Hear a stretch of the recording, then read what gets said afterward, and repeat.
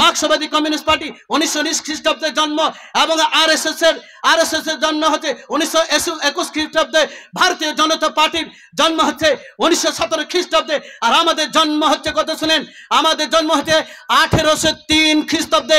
আজকে ভারতের বাংলার যিনি মাসনাতে বসে আছেন, যারা টিএমসি তৃণমূল কংগ্রেস, তাদের জন্ম হচ্ছে 1998 1998 সালে, আর আমাদের জন্ম হচ্ছে 1803 খ্রিস্টাব্দে। ঐতিহাসিকগণ বলছেন কেউ ছিল না এই ব্রিটিশদের বিরুদ্ধে চ্যালেঞ্জ গ্রহণ করার জন্য, একমাত্র সাদা কালো পতাকা, তারা এদের চ্যালেঞ্জকে গ্রহণ করেছিলেন। যখন ব্রিটিশরা টিপু সুলতানকে মহীশূরের মাটিতে তিনবার যুদ্ধ করে তিনি পরাজিত করেছিলেন ব্রিটিশদেরকে, চতুর্থবারে কিছু বেঈমান, কিছু কুলাঙ্গারের সন্তানদের চক্রান্ত করে ঘরকে আগ লাগিয়ে ঘর কি চালাচ্ছে কিছু মুনাফিকরা, তারা সব সময় সামান্য ছিঁড়া রুটি আর গোস্তের জন্য জাতিকে লেলিয়ে দেয়, তারা নিজেদের স্বার্থকে চরিতার্থ করার জন্য। সেই বিশ্বাসঘাতকরা যখন টিপুকে হত্যা করলেন, এবং তারা কি করলেন, টিপুর বুকের উপরে চাপিয়ে বললেন আজ থেকে আর কাউকে আমরা ভয় পাই না, আজ থেকে আমরা কি করব, ভারতবর্ষকে কলকাতা ফোর্ট উইলিয়ামসকে আমরা ভারতের রাজধানী ঘোষণা করব, এবং রাজধানী ঘোষণা করার পরে আমরা আজ থেকে হুকুমত চালাবো। সেই সময় তাদের বিরুদ্ধে চ্যালেঞ্জ গ্রহণ করেছিলেন এই সাদা কালো পতাকা জমিয়ত উলামা হিন্দ। সেই জন্য আমরা কেউ সাফি হই, মালিক হই, হাম্বলি হই, আহলে হাদিস হই, হানাফি হই, বেরেলি হই, আহলে সুন্নাত ওয়াল জামাত হই, হারি আলাগ আলাগ है, লাকড়ি এক है, মোসেস সিং ফাটা কাদের সময় গোটা। আজকে যে পরিস্থিতি হয়েছে, আমরা এই ভাগ হতে হতে আমি আপনাদেরকে বলতে চাই, আমার ডাইনে বাইরে প্রখ্যাত মুহাদ্দিসরা আছে, দয়ার নবী বিশ্ব নবী জনাবি মুহাম্মদ রাসূলুল্লাহ সাল্লাল্লাহু আলাইহি ওয়াসাল্লামের 63 বছরের জিন্দেগি দেখেন, মাক্কি আলী তার জিন্দেগি দেখেন 13 বছরের, মদিনী আলী 10 বছরের জিন্দেগি দেখেন, তার 23 বছরের জিন্দেগি দেখেন, তার জীবনে কি ছিল, তিনি কত মুজাহিদা করেছেন, এবং তিনি নবুয়ত পাওয়ার পরেও তিনি সঙ্গে সঙ্গে প্রচার করেনি, তিনি ইনসানিয়তের প্রচার করেছিলেন, হুসনে আখলাকের প্রচার করেছিলেন, উত্তম চরিত্রের প্রচার করেছিলেন। সেই জন্য আমাদেরকে সেই উত্তম আখলাক, উত্তম চরিত্র, ইন্নী রাসূলুল্লাহি ইলাইকুম বহুবচন তারপরে যথেষ্ট ছিল। তারপরে যে আয়াতটা আছে উলামায়ে কেরামরা আছে, তারপরে যে আয়াত আছে সেই আয়াত হচ্ছে জামিয়া, বিশ্বনবী সাল্লাল্লাহু আলাইহি সাল্লামকে সারা বিশ্বের জন্য রাহমাতুল লিল আলামিন করে পাঠিয়েছেন। তার আপনি আমি উম্মত, ইন্নামাল মুমিনুনা ইখওয়া, প্রত্যেকটা মুসলমান একে অপরের আয়না স্বরূপ।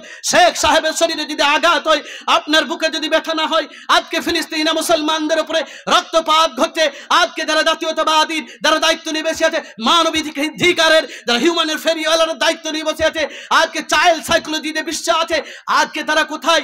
আজকে একজন শিশুর লাশকে কি তাদের অপরাধ? আজকে কেবলাই আউয়াল, এখন যারা আমরা মিসার নামাজ পড়ছি 4 রাকাত, ইমামের পিছনে কেবলা দিকে মুখ করে আল্লাহু আকবার, তখন ভারতের মাটিতেও সে প্রাচীন মসজিদ আছে, ঔরঙ্গাবাদ শহরে, কেরালা শহরে মসজিদুল আকসা, সেই মসজিদুল আকসা ফিলিস্তিন মুসলমানদের প্রথম কেবলা। আজকে সেখানে নারকীয় হত্যা লীলা চালানো হচ্ছে, শিশুদেরকে মারা হচ্ছে, খতিনদেরকে মারা হচ্ছে, 1 মাসের বাচ্চাদেরকে মারে। কি তাদের অপরাধ? অপরাধ শুধু তারা ইসলাম, তারা শুধু মুসলমান, বিশ্বনবী মুহাম্মদ সাল্লাল্লাহু আলাইহি সাল্লামকে নবী বলে মেনেছে, আল্লাহকে রব বলে মেনেছে, কোরআন সুন্নাহকে তারা ফলো করেছে। এই জন্য সারা পৃথিবীতে আজকে দেখুন মুসলিম নিধন শুরু হয়েছে। আজকে মানবিকতা কোথায়? কোথাও আজকে মানবিকতা নাই। ওআইসি জোট আছে, যেটা মুসলমানদের জোট, 57টা কান্ট্রি আছে। আজকে সেই 57টা কান্ট্রি ঘুমিয়ে আছে, নীরব দর্শকের ভূমিকা তারা পালন করছে। আজকে ইসরায়েল ইহুদিবাদী, আজকে সেদিন ফিলিস্তিনকে জার্মানি হিটলার 60 লক্ষ ইহুদিকে হত্যা করেছিল, আর 60 লক্ষ ইহুদিকে হত্যা করার পরে বলেছিল আমি কিছু ইহুদিকে ছেড়ে দেবো, পৃথিবীর মানুষ আমার ইতিহাসকে স্মরণ করবে, আমি কেন ইহুদিদের জাতিকে আমি কেন হত্যা করেছিলাম। সেই স্পেন জায়গা দেয়নি, আজকে তাদেরকে আমেরিকা জায়গা দেয়নি, লন্ডন জায়গা দেয়নি, পৃথিবীর তুর্কি জায়গা দেয়নি, পৃথিবীর কেউ দেয়নি, সেদিন ফিলিস্তিনিরা জায়গা দিয়েছিল। আজকে তাদের নিজের দেশে তাদের পরাধীন হয়ে আছে। সারা পৃথিবীতে তাদের পরিসংখ্যান কত? 97 লক্ষ প্লাস, 97 লক্ষের 1 কোটি ধরে নিলাম, 1 কোটি। ইসরায়েলে কত আছে? মাত্র 90 লক্ষ আছে। আর আমাদের কত সমীক্ষায় জনসংখ্যা পৃথিবীতে? আমরা 200 কোটি। একবার চোখ কান খুলে কথাগুলো শুনুন, কোরআন হাদিসের দলিল তো শেখ সাহেবের মুখে শুনবেন, এবং চোখ কান খুলে শুনুন। আমরা 200 কোটি থাকার সত্ত্বেও আজ ফিলিস্তিনে চতুর্থ ধারে, যেটা হতো মুসলমানদের কেবলা, যেখানে জালিলুল কদর নবী রাসূলরা শুয়ে আছেন, আমাদের নবী বিশ্ব নবী মুহাম্মদ সাল্লাল্লাহু আলাইহি ওয়াসাল্লাম সমস্ত নবীদের ইমামতি করেছিলেন। সুবহানাল্লাযী আসরা বিআবদিহি লাইলাম মিনাল মাসজিদিল হারামি ইলাল মাসজিদিল আকসা, মসজিদুল হারাম থেকে নিয়ে মসজিদুল আকসা পর্যন্ত তিনি গিয়েছিলেন, সমস্ত নবীদের ইমামতি করেছিলেন সেই পবিত্র মসজিদুল আকসা, যেখানে ইব্রাহিম আলাইহিস সালাম, শীস আলাইহিস সালাম, হারুন আলাইহিস সালাম, মুসা আলাইহিস সালাম, জলিলুল কদর নবীরা যেখানে শায়িত আছেন, সেই জায়গাটাকে আজকে কারবালা করে দিয়েছে। প্রতিদিন হত্যা লীলা চালাচ্ছে, সবাই চোখ বুজে আছে। আপনাদের প্রশ্ন হবে, আমাদের মাননীয় মুখ্যমন্ত্রী, আমার এখানে শাসক দলের বন্ধুদেরকে বলছি, মেম্বারদেরকে বলছি, আপনাদের বিরুদ্ধে আমাদের যুদ্ধ নয়। কারণ আমাদের মাননীয় মুখ্যমন্ত্রী তিনিও আমাদের ব্যথা অনুভব করেছেন, তিনিও প্রতিবাদ করেছেন, তিনি বলেছেন এই বিলকে আমি সমর্থন হতে দিব না। কিন্তু আমি একটা কথা বলতে চাই, আমাকে ভুক লেগেছে বাবর আলী শেখ সাহেবকে, শেখ সাহেবের পেটে খিদে লেগেছে, আমি ওবাইদুল্লাহ যদি খানা খাই পেট ভরবে না, এটা আমাদের ব্যথা। আমাদের আজকে এত কিছু থাকার সত্ত্বেও, এত ইতিহাস থাকার সত্ত্বেও, আজকে যেখানে ভারতবর্ষে যে কথায় পড়ে আসছি, আমি আপনাদেরকে বলতে চাইছি, শুধু একটু সজাগ করতে চাইছি। আজকে আরবের মাটিতে দেখেন যে শিরকের বিরুদ্ধে নবীজি সাল্লাল্লাহু আলাইহি সাল্লাম অভিভাবক, আজকে যে মূর্তি পূজারী, আজকে সারা পৃথিবীর মধ্যে সেখানে গানা বাজনা সেখানে ভর্তি হয়ে গেছে। তাহলে আরব আমাদের সামনে আই মডেল নয়, সেখানে তারা শিরকে বিদাতে ভর্তি হয়ে গেছে। আজকে তাদের উপর দিয়ে ইসরায়েল তারা অস্ত্র নিয়ে যাচ্ছে, সারা পৃথিবীতে মুসলমান নিধন হয়েছে। আমাদের কিসে ইমানের ধসা লেগে গেছে।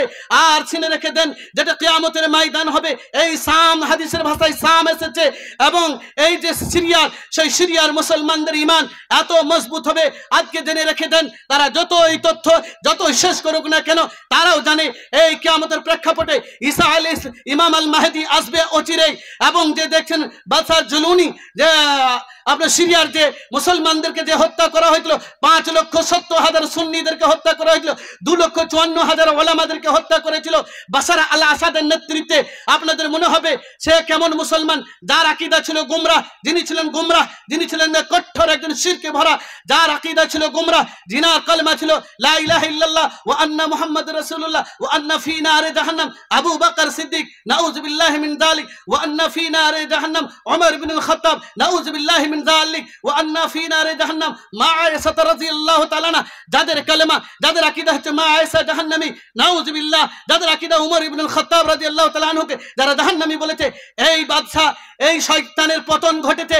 এটা জেনে রাখবেন, পতন আল্লাহ নবী সাল্লাল্লাহু আলাইহি সাল্লাম 1400 বছর আগে বলেছেন, সিরিয়ার ইমান যখন দেখবে ধসা লেগেছে, সারা পৃথিবী ইসলাম কমজোর হয়ে যাবে, ইসলাম শুধু সাইন বোর্ডে থাকবে, শুধু খাতায় কলমে কিতাবের মধ্যে লিপিবদ্ধ হয়ে গেছে।